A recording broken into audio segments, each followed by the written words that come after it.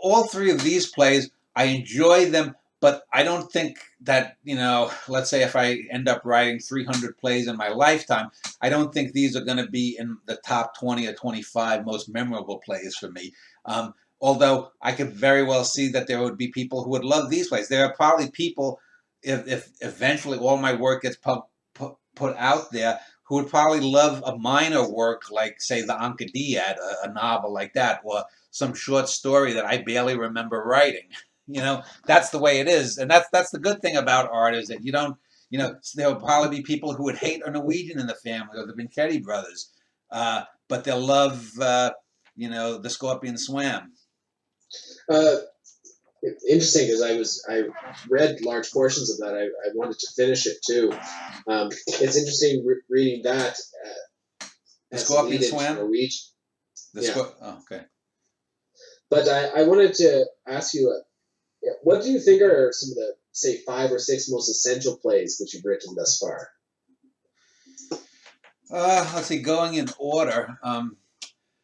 The I was looking here. I think that they pick up the last 10 or 15, I think, are some of the richer plays. Well, it's odd, because when I did the first play, and I think even when we talked about the first play, The Thing After Death, with the Megan Morrow and Valerie Vavello characters, I think you might have even said that you thought this was as good or better right off the bat than, Williams or O'Neill had done.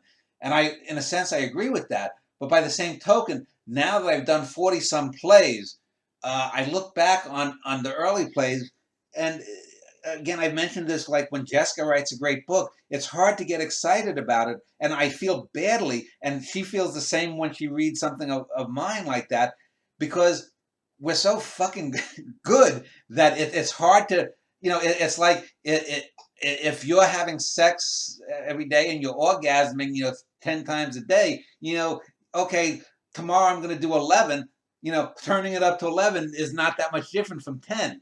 But I would say, trying to just in my mind go chronologically, probably the first one that I think, the earliest one that I think really sticks there is probably the Beethoven one with the Henry Miller character. The next one that comes to mind is probably either the first or second shortest one, Eyes Closed Misunderstanding. Even though that's the shortest one, because it's so short, it has a really, I think, visceral punch there, and it's poetic. It's, I think, purely and perfectly a concise poetic play. Although this play, I would say, this Unalterable Animal, is, if we talk about Shakespeare writing verse plays, or people who've written, this is a free verse play. I was going to say that this is like very much like a poem. Stage. Yeah, this is very much like a poem. But to get back to what I said, then I would say the next one is the one with the rock singer, Rosanna Hobbs, This Remembered Field. I remember Field. A Remembered Field. And then the one with the crazy woman and her aunt, the little girl, where Danny is selling her. I can't even remember the title of my own fucking plays. So those four. I would say the top 3 or so for me would be These Lesser Weathers, Beethoven, and then Turns Out to Be Here. That's the one you were just talking about with the 2 crazy ladies. And I also think the John Doe play is a really great play. Peace Will Be Evil. Yeah. And we haven't talked about that because I don't want to talk about these 4 Tetramal plays that I'm going to write until I actually get them produced, for assorted reasons I don't want to go into now. But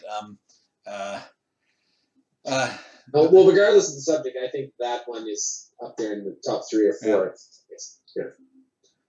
Yeah. But getting back to we were mentioning that I think this is sort of like a free verse poem play. And in that sense, it reminded me, in a certain way, it's sort of a longer version of Eyes Closed Misunderstanding.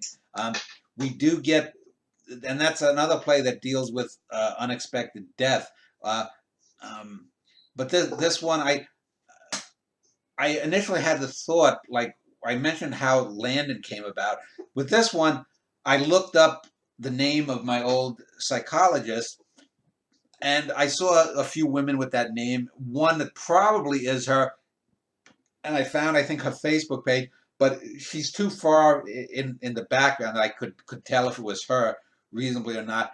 And then in another thing, when I Googled her name, I saw that she made, it said, has a child 8 years old, but this was probably from 25, 30 years ago or something. And so I thought, well, that's interesting, but let's see if the child is dead, because that then gives the psychologist something to hide. Now, in a traditional play, the revelation that a psychologist is uncomfortable with the death, the murder of her own daughter, would be the center. If you had Tennessee Williams write about this character, that would have been the focus of the Tennessee Williams play. The fact that the psychologist couldn't come to grips with the death or the murder of her daughter. O'Neill would have had that. And this is what I said before about as big an improvement as the great modernist playwrights were over Shakespeare and his ilk in 300-400 years ago. They still relied so heavily on melodrama. And so I mentioned I'm thinking of doing a play with a Greek chorus, but I'm not going to go back to what the Greeks did. I'm going to bring the Greek chorus up to the front, just like I talked about modernizing soliloquies. I have to find a way to modernize the Greek chorus, and it'll come to me eventually. It's not one of those things I'm going to force. Just like you have to learn to be patient in art. I told you how I've had the idea for doing 3 either novels or plays on Genghis Khan, Ogadai Khan, and Kublai Khan. It took me 20 years to find the right vehicle to write about the 3 Vincetti brothers, the real life versions that I grew up with. It took me a long time with The Scorpion Swam to finally get Michael Faraday into a book. Originally, I was going to write a Michael Faraday novel, but I found his life too fucking boring, and I didn't want to dehistoricize him too much. So that's why I just had him sort of as a Jiminy Cricket to the Henry Matsumi character there. But having the dead daughter, having the revelation, I'm trying to even remember now. How the hell does this play end? I